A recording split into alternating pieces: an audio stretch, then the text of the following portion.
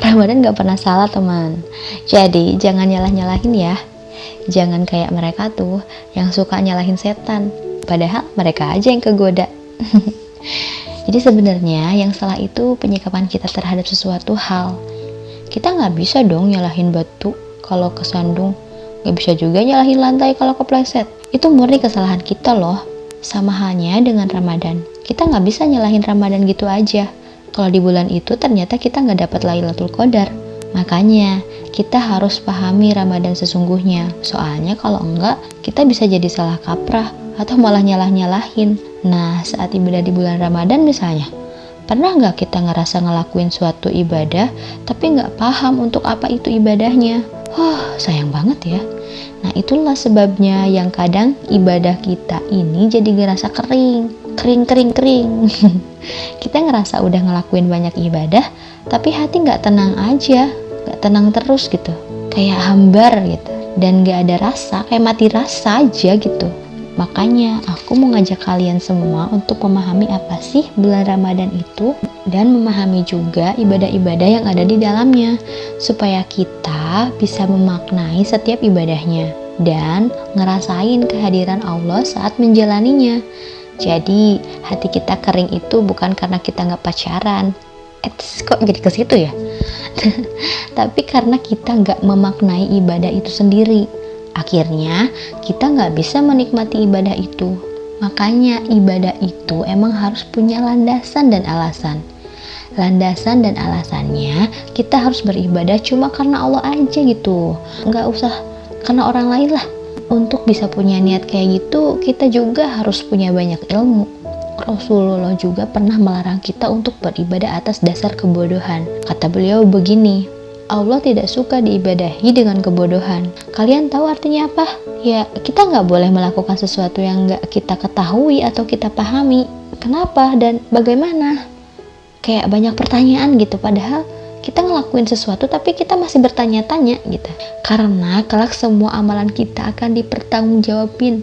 Bayangin coba, kalau kita nggak punya ilmunya dan nggak sadar dengan apa yang kita lakuin, mungkin kita di akhirat nanti bisanya cuma jawab, aku nggak tahu ya Allah, aku nggak tahu, soalnya aku nggak tahu, gimana dong ya Allah, aku nggak tahu gitu. Kayak emang bisa gitu bilang sama Allah? Ya enggak lah. Karena itulah dari beragam perubahan perilaku dan ibadah kita di bulan Ramadan, kita juga harus memahami Ramadan itu sendiri biar semakin maksimal ibadahnya. Jadi apa sih Ramadan itu? Tadi muter-muter banget ya. Jadi kata Ramadan jamaknya itu adalah Ramadhanah, yang artinya sangat terik atau panas membakar. Kalau Ramadan bermakna membakar, maka saatnya di Ramadan inilah kita bakar segala dosa-dosa yang kita lakukan dahulu.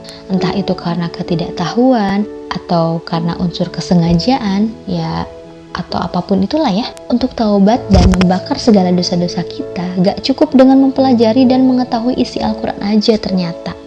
Tapi harus ada komitmen dan langkah konkret agar upaya kita untuk memperbaiki diri gak sia-sia. Nah, disinilah peran Ramadan untuk kita, yaitu sebagai lahan untuk membuktikan keseriusan dalam mengakui dan menghapus dosa-dosa kita sebelumnya.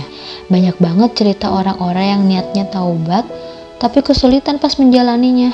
Itu yang aku maksud dengan taubat butuh komitmen dan keseriusan. Jadi percuma kalau kita rajin belajar Al-Quran, tapi ujungnya nggak ada tekad untuk menjelaskan isinya. Nah, jadi aku mau bacain, ada sebutan Ramadan juga berkaitan dengan misinya Rasul, dan aku baca artinya aja ya. Al-Baqarah ayat 185. Dan isinya seperti ini. Bulan Ramadan adalah bulan yang di dalamnya diturunkan Al-Quran untuk menjadi petunjuk bagi manusia dan penjelasan dari petunjuk-petunjuk dan pemisah antara yang hak dan batil. Jadi, kalau di awal kita bertanya-tanya kenapa semua orang tiba-tiba jadi soleh ketika bulan Ramadan, ternyata ini ada hubungannya dengan Al-Quran. Kok bisa ya? Iya sih, aku sendiri kayak teman-teman mungkin bisa mengetahui mana yang boleh dilakuin dan mana yang gak boleh. Itu semua karena kita belajar Al-Quran. Jelas dong, Al-Quran itu petunjuk dan pemisah antara yang benar dan yang salah. Di Al-Quran juga dijelasin kalau kita ngelakuin kesalahan, ya otomatis akan dapat hukuman. Nah, takut kan Makanya itulah salah satunya yang ngedorong kita buat ngelakuin yang benar. Begitupun tuntunan dalam menjalani Ramadan. Secara nggak langsung Allah Subhanahu wa Ta'ala bilang melalui Al-Quran bahwa Ramadan adalah bulan petunjuk yang membuat jalan kita terarah dan jauh dari kemaksiatan atau kesesatan. Dari Al-Quran inilah kita tahu mana yang benar dan mana yang salah, mana yang boleh, mana yang nggak boleh. Jadi di Ramadan inilah selain kita mencoba membakar dosa-dosa kita dengan ibadah dan meminta ampunan kepada Allah, kita juga harus membakar segala macam kebodohan yang atau ketidaktahuan kita atas apa yang kita lakukan. Karena segala sesuatu dinilai ibadah kalau kita sadar kenapa harus melakukan itu gitu. Dan bagaimana menjalankannya sesuai sama tuntunan Al-Quran, sesuai dengan tuntunan Al-Quran. Nah, ada juga di hadisnya nih, hadis riwayat Ahmad dan Al-Baihaqi. Bunyinya seperti ini, barang siapa yang melakukan puasa di bulan Ramadan dan mengetahui segala batasan-batasannya, serta memelihara diri dari segala yang baik dipelihara diri darinya, niscaya puasanya itu akan menutupi dosa yang telah lalu. Masya Allah, mudah-mudahan kita itu ketika nanti 1 bulan kita udah benar-benar dihapus dosanya ya yang lalu-lalu. Amin, amin, amin ya rabbal alamin. Mudah-mudahan ya teman-teman. Nah, aku juga ada quotes nih buat yang udah tadi aku juga ada quotes nih buat menutup podcast kali ini. Tak ada pencapaian tanpa usaha. Makanya kita harus berusaha.